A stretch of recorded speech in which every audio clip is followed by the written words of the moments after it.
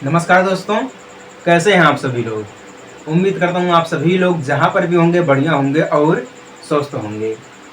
सांख्यिकी का दूसरा लेक्चर है। दूसरे लेक्चर में हम लोग एक्सप्लेन करेंगे माध्य को। किसको? माध्य को। ठीक है। माध्य एक हमारा सांख्यिकी का ऐसा टॉपिक है, यहाँ से आपको क्वेश्चन जरूर देखने को मिलेगा बोर्ड एग्जाम में। ठीक है। देखिए, सांख्यिकी में बेसिकली हमें समझ में आता है कि हमें तीन चीजों को समझना पड़ेगा। ठीक है, हमें यह समझ में आता है कि हमें तीन चीजों को समझना पड़ेगा। पहला है माध्य, ठीक है, जिसको हम इंग्लिश में बोलते हैं मेन। एंड दूसरा हमारा है माध्यक, ठीक है, माध्यक, जिसको हम इंग्लिश में बोलते हैं मीडियन। ठीक है।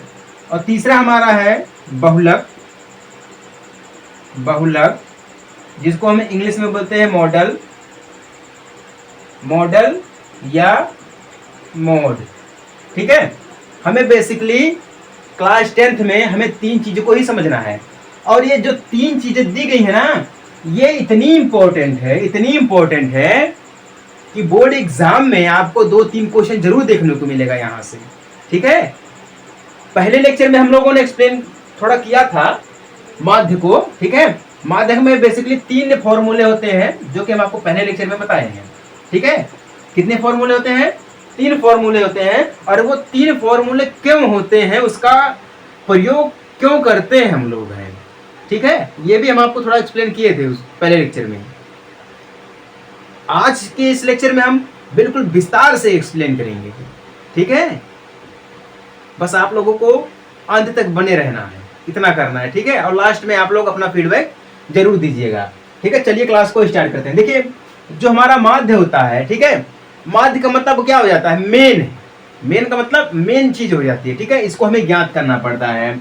इसका जो सबसे रीजन है, सबसे बड़ा रीजन है, ठीक है, वो इसका फॉर्मूला, फॉर्मूला क्या है? X bar is equal to sigma F i x i divided by sigma f. ठीक है। आई क्या है? ये हमारा फॉर्मूला है। ठीक है। इस फॉर्मूले को हम बोलते हैं direct method. Direct method, direct method, और हिंदी में बोलते हैं प्रत्यक्ष विधि। क्या बोलते हैं?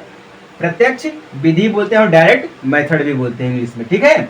चलिए, अब ये फॉर्मूला आया कहां से, थोड़ा इसको मैं एक्सप्लेन कर दे रहा हूं।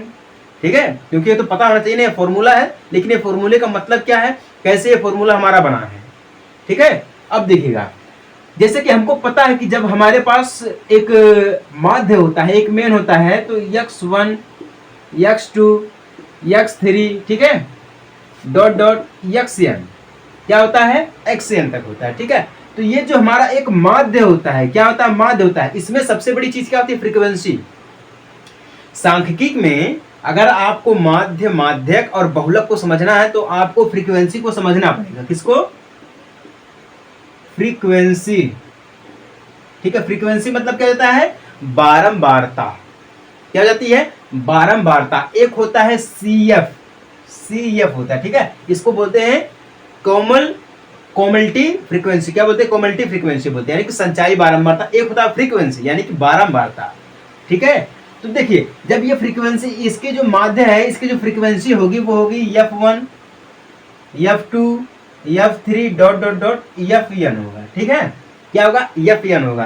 तो ये जो एक प्रेक्षण है, क्या है? एक प्रेक्षण, यानी कि डायरेक्ट मेथड के थ्रू ये जा रहा है। ठीक है। तो इसका मतलब ये हो जाता है कि अगर हमारे पास x1 है तो ये x1 बार आएगा। ठीक है। सॉरी, F1 है तो x1 बार आएगा। ठीक है। अगर हमारे पास F2 है तो x2 बार आएगा, x2 2 बार आएगा। ऐसे हम इसको लिखते हैं। ठीक है। तो इस प्रकार से अगर हम इसको एक्सप्लेन करेंगे तो हमारे पास क्या बचेगा? F1 x1, ठीक है, प्लस में F2 x2, ठीक है, प्लस में F3 x3, ठीक है, प्लस में डॉट डॉट डॉट करके प्लस में Fn xn। ठीक है। क्या है? Fn xn है। ये आ जाता है। इसका मतलब ये हो जाता है कि जो हमारी फ्रीक्वेंसी है वो एक बार माध्य में जुड़ रही है। क्या है? एक बार माध्य में जुड़ रही है। ठीक है, जब ये एक बार माध्य में जुड़ रही है तो ये जो हम इसको लिखेंगे बराबर से, उसको हम क्या लिखेंगे? X bar. ठीक है, क्या? X bar is equal to लिखेंगे हम F1 x1 प्लस में F2 x2। ठीक है, फिर प्लस में F3 x3 प्लस में डॉट डॉट डॉट करके प्लस में लिखेंगे हम Fn and xn divided by, यानी कि बटे में हम लिखेंगे F1। ठीक है, प्लस F2 प्लस F3। ठीक है, क्या लिखेंगे? F3 लिखेंगे। अब यहां पे देखिएगा, इतना हम लिखे हैं तो ये इसका मतलब ये कि ये सभी को जोड़ रहा है। क्या कर रहा है? ये सभी को जोड़ रहा है। देखिए यहाँ पे प्लस लगा, यहाँ पे प्लस लगा, यहाँ पे प्लस लगा है, मतलब ऊपर भी जुड़ रहा है और नीचे भी जुड़ रहा है। ठीक है, दोनों साइड में ये जुड़ रहा है। तो जब ये जुड़ रहा है तो इसमें हमने एक चीज देखा है कि एक सिग्मा का प्रयोग किया जाता है। किसका प्रयोग किया जाता है? सिग्मा का प्रयोग किया जाता है। सिग्मा मतलब ये हो जाता है कि जोड़ना। ठीक है, सिग्मा जो है यूनानी अक्षर से लिया गया है। ठीक है, यूनानी अक्षर से लिया गया है। इसका मतलब हो जाता है जोड़ना सिग्मा का। ठीक है, क्योंकि ये सभी को जोड़ रहा है तो हम इसमें एक सिग्मा लगा सकते हैं। ठीक है, क्या लगा सकते हैं? एक सिग्मा लगा सकते हैं। जब हम इसमें एक सिग्मा लगाएंगे तो इज इक्वल टू एक्स बार बराबर में लिखेंगे हम सिग्मा। क्या लिखेंगे? सिग्मा, क्योंकि ये सभी को जोड़ रहा है तो सिग्मा एफ आई, क्योंकि 1 यानी कि हम इसको आई लेंगे। ठीक है, आई एंड एक्स आई, क्योंकि दोनों को जोड़ रहा है तो एफ आई यानी कि F1 एक्स, क्या है? F1 x1 यानी कि एफ आई एक्स आई। ठीक है, डिवाइडेड बाई, यहाँ पे सिर्फ क्या है? एफ दिया गया है। ठीक है, तो हम लिखेंगे सिग्मा एफ आई। क्या लिखेंगे हम? Sigma F I. यही फॉर्मूला है, इसी को हम बोलते हैं डायरेक्ट मेथड। क्या बोलते हैं? डायरेक्ट मेथड बोलते हैं। समझ में आई बात ना? अभी नहीं समझ में आई? अब देखिएगा, अब कुछ लोग कंफ्यूज है कि सर जब यहाँ पर 1 है, 2 है, 3 है, 4 है, n है, तो ये आई क्यों लगा है? कुछ लोगों के माइंड में यह क्वेश्चन जरूर आ गया होगा कि सर जब ये 1 2 3 दिया गया है तो यहाँ पर आई कहाँ से आ गया?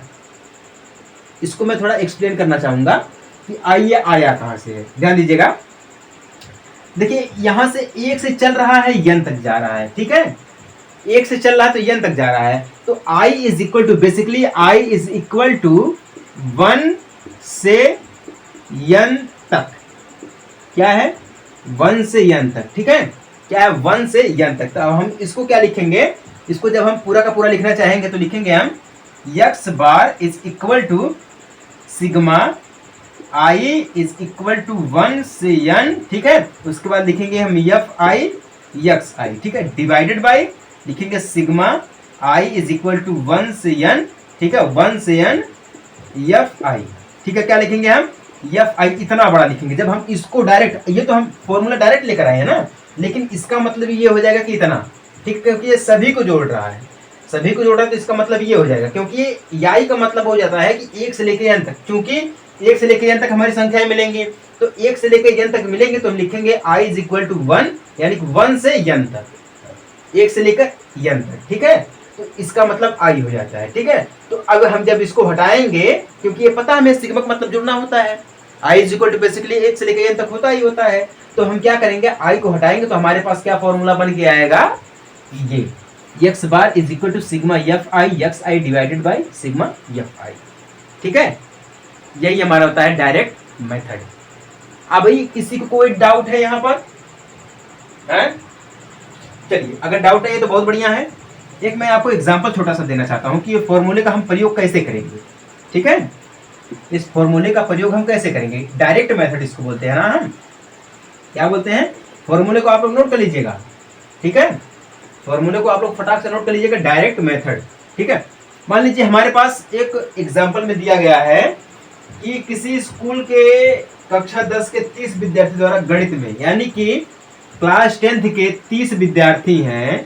ठीक है, 30 स्टूडेंट हैं जो कि एक मैथ का पेपर दे रहे हैं। ठीक है, इसका मैथ का 30 यस से यानी कि स्टूडेंट हो जाएगा। ठीक है, 30 स्टूडेंट हैं जो कि मैथ का पेपर दे रहे हैं। उनमें से 100 में से एक पेपर में, ठीक है, 100 में से प्राप्त किए गए अंक, ठीक है, यानी कि जो ये हमारा दिया गया है 30 बच्चे हैं, मैथ का पेपर दे रहे हैं, एक मैथ का पेपर का कितना पूर्णांक है, 100 नंबर पूर्णांक है, ठीक है। उसके बाद कितने विद्यार्थी ऐसे कि जो पेपर देंगे, तो उसमें क्या दिया गया है, इसमें दिया गया है प्राप्तांक, ठीक है। एक प्राप्तांक दिया गया जिसको हम बोलते हैं XI, ठीक है। और एक दिया गया हमारे पास है विद्यार्थियों की संख्या, ठीक है, यानी स्टूडेंट की संख्या यानी कि नंबर, यानी कि FI, ठीक है।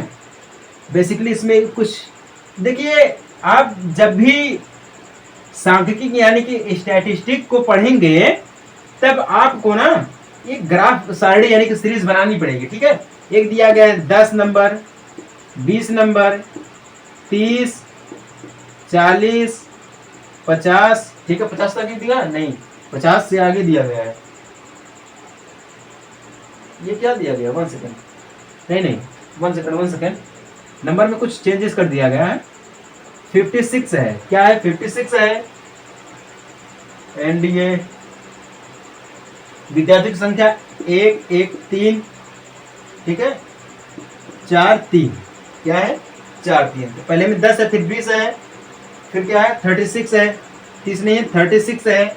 उसके बाद क्या है 40 है, फिर क्या है 50 है, हाँ 50 याद है, 50 है। उसके बाद क्या है 56 है। 56 में कितने विद्यार्थी, यानी कि 2 विद्यार्थी, 2 स्टूडेंट। इसका मतलब मैं आपको समझा रहा हूँ ना अभी। एक 60 है, 60 में 4 है।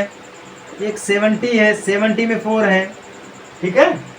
एक 72 है, 72 में कितने हैं, 1 है। फिर 80 है, क्या है 80, 80 में कितने दिए गए हैं, 1 दिया गया है, ठीक है।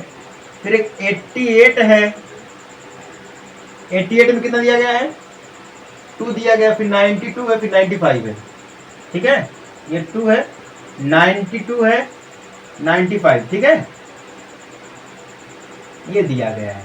इसमें क्या दिया गया है, 3 दिया गया, 1 दिया गया है, 3 और 1 दिया गया है, ठीक है।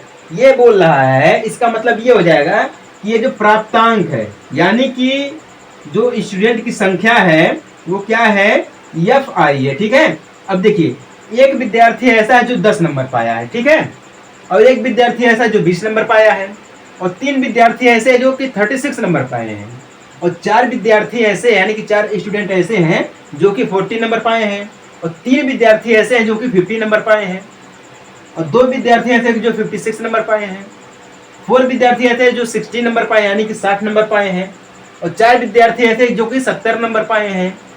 एक विद्यार्थी ऐसा कि जो 72 नंबर पाया यानी कि 72 नंबर पाया है। एक विद्यार्थी ऐसा जो 80 नंबर यानी कि 80 नंबर पाया है। 2 विद्यार्थी ऐसे हैं जो 88 नंबर यानी कि 88 नंबर पाए हैं। 3 विद्यार्थी ऐसे कि जो 92 नंबर पाए हैं, और एक विद्यार्थी ऐसा है लास्ट में जो 95 यानी सबसे हाईएस्ट में गया है, ठीक है। तो इसका मतलब ये हो जाता है बेसिकली कि जब हमारे पास कोई फ्रीक्वेंसी आती है, ठीक है, जब हमारे पास कोई फ्रीक्वेंसी आती है, उस फ्रीक्वेंसी में हम ये देखते हैं, ठीक है, उस फ्रीक्वेंसी में हम ये देखते हैं कि बेसिकली बड़ा क्या चीज दिया गया इसमें, ठीक है। ऐसे नहीं समझ में तो बड़ा क्या दिया गया है, ठीक है। तो हम यहाँ दूसरे में लेकर के आएंगे, दूसरे में लेकर आएंगे FI मल्टीप्लाई XI, ठीक है। एक हम तीसरी सारणी बनाएंगे, सीरीज बनाएंगे, हम इसमें लिखेंगे FI, यानी कि हम इन दोनों का गुणा करके हमें एक नंबर लाएंगे हमें, ठीक है। हम इन दोनों का गुणा करके एक नंबर लेकर आएंगे, ठीक है। गुणा करेंगे, चलिए गुणा करते हैं।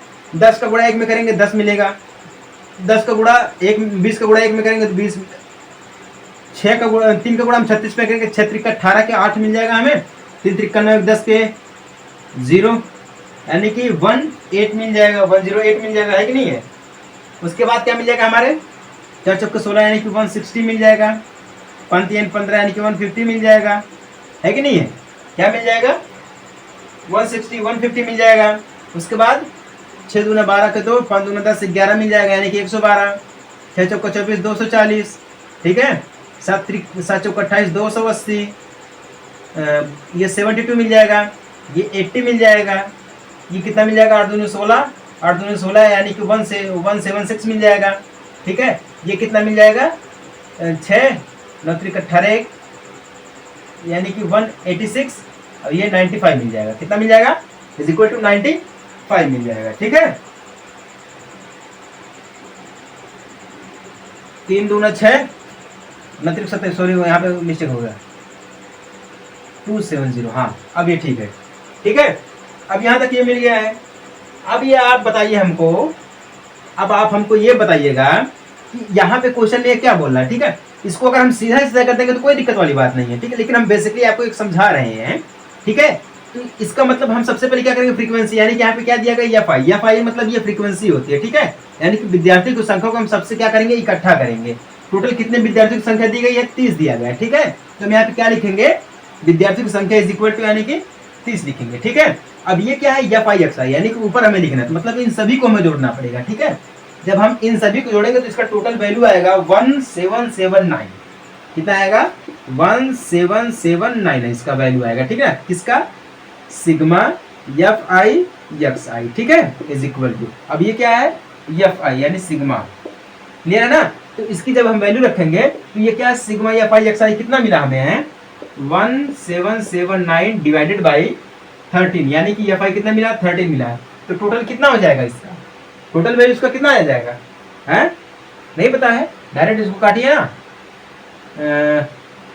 59.3 लगभग आ जाएगा, 59.3। हाँ ठीक है, अब ये जो आया है ना, ये इसका एक माध्यक है। ठीक है, क्या है, सॉरी मध्य है, क्या है, मेन एक है। इसको हम बोलते हैं direct method.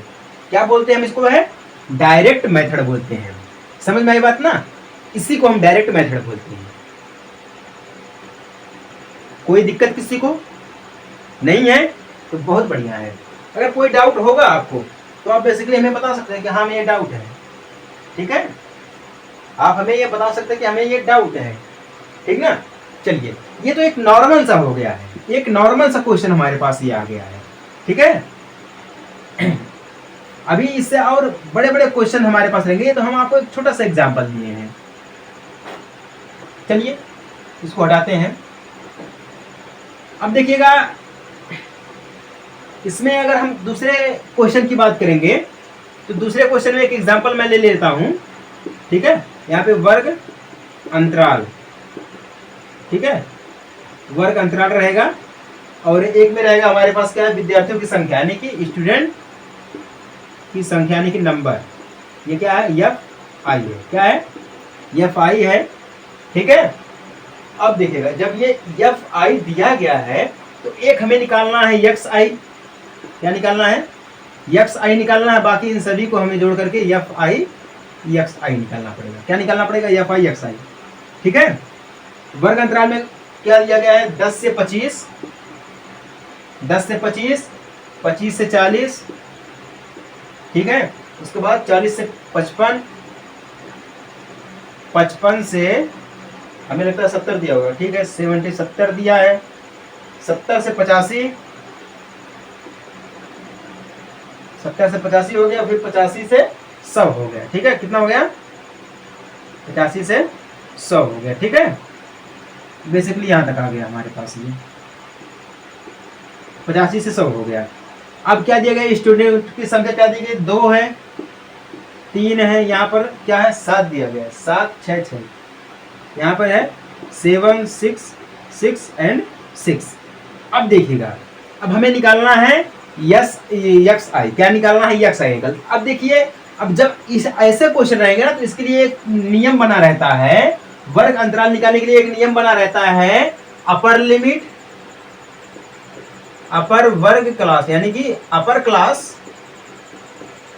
Limit plus lower class limit divided by 2।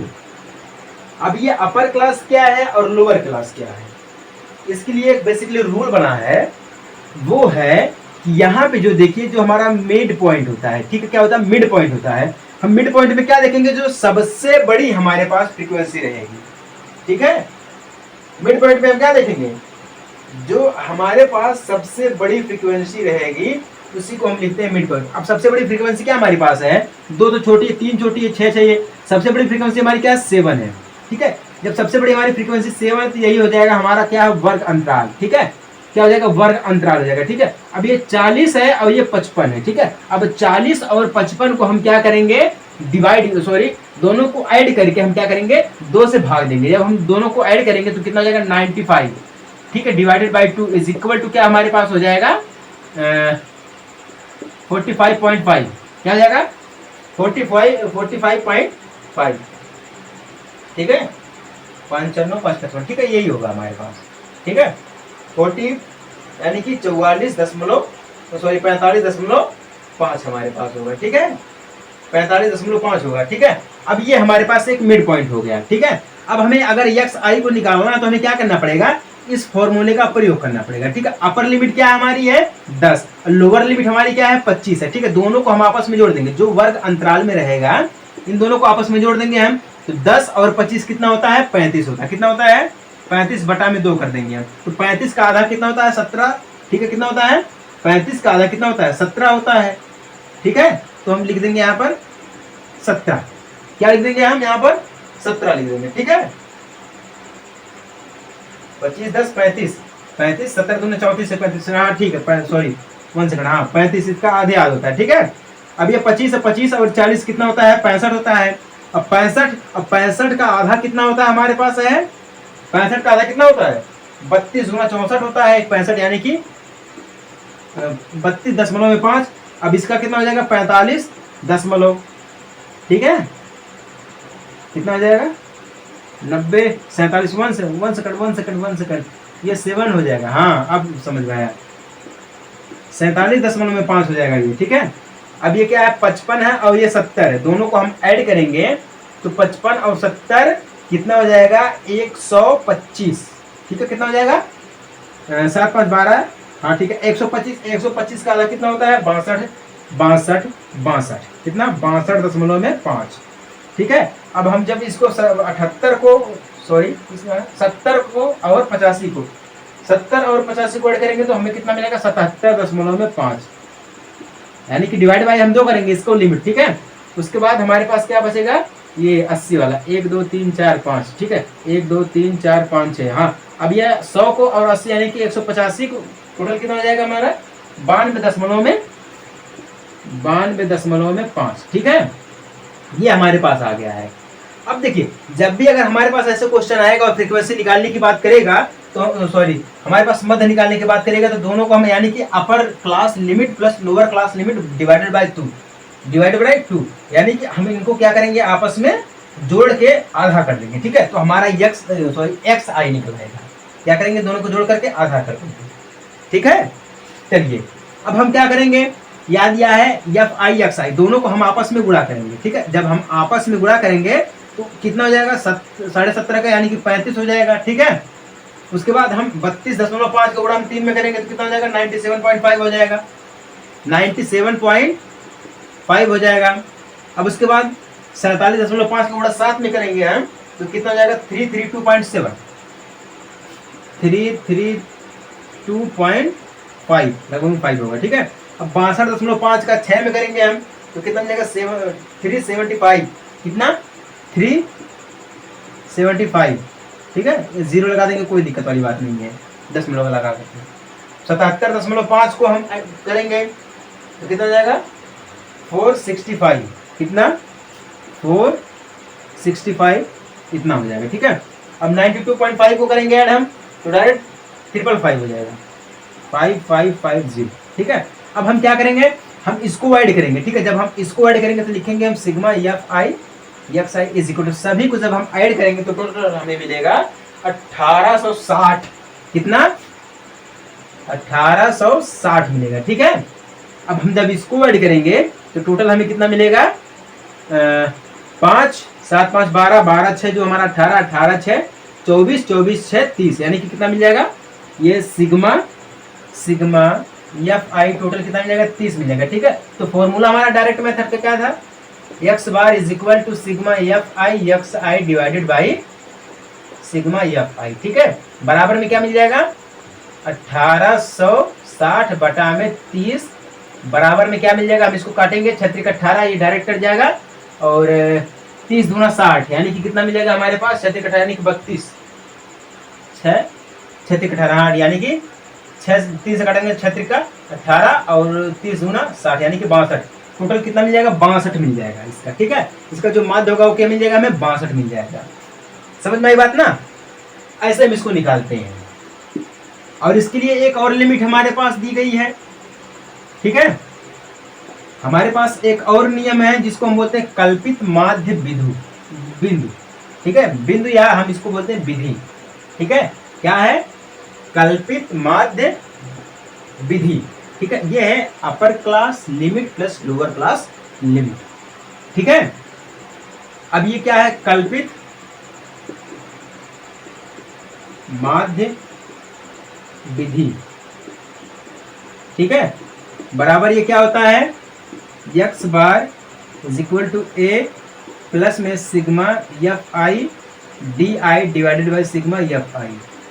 ठीक है, ये होता है हमारे पास इसका फॉर्मूला। ठीक है, और एक और फॉर्मूला हमारे पास होता है पग विचलन विधि। ठीक है, बराबर ये होता है x bar is equal to a plus में सिग्मा, ठीक है, sigma F i u i divided by sigma F i multiply h. क्या होता है, मल्टीप्लाई एच होता है। ये भी हमारा एक होता है मेथड निकालने का, किसका, माध्य निकालने का हमारा बेस्ट मेथड होता है। ठीक है, माध्य निकालने का हमारा एक ये बेस्ट मेथड होता है। समझ में आई बात ना, हम इसका प्रयोग करके हम सभी मेथड को निकाल सकते हैं। ठीक है, ये बेसिकली इसलिए 3 मेथड बनाया गया है। 3 मेथड हमारा इसलिए बनाया गया है क्योंकि अगर हमें माध्य निकालना होगा, मेन निकालना होगा, तो उसके कुछ अलग अलग पॉइंट्स आ जाते हैं, कुछ अलग अलग आंसर आ जाते हैं। ठीक है, तो जो सभी में आंसर एक आएगा वही हमारा माध्य होगा। ठीक है, प्रूफ करने के लिए हमें तीनों को लाना पड़ता है। ठीक है, अब ये तीनों कहाँ से आए हैं, ये दो फॉर्मूले कहाँ से बने हैं, कैसे बने हैं, उसके बारे में हम आपको पहले लेक्चर में थोड़ा एक्सप्लेन कर दिए हैं। ठीक है, तो पहले लेक्चर आप देखेंगे और दूसरा लेक्चर आप देखेंगे तो आपको बिल्कुल क्लियरिटी मिल जाएगी, मतलब कोई दिक्कत नहीं हो सकती है। ठीक है, इसमें तो उम्मीद करता हूँ आपको ये समझ में आ गया होगा। समझ में आ गया तो बहुत बढ़िया, नहीं समझ में आया तो कोई दिक्कत वाली बात नहीं है। और मिलते हम आपसे अपने अगले लेक्चर में और अपने नए माध्यक के साथ। ठीक है, तब तक के लिए जय हिंद, वंदे मातरम।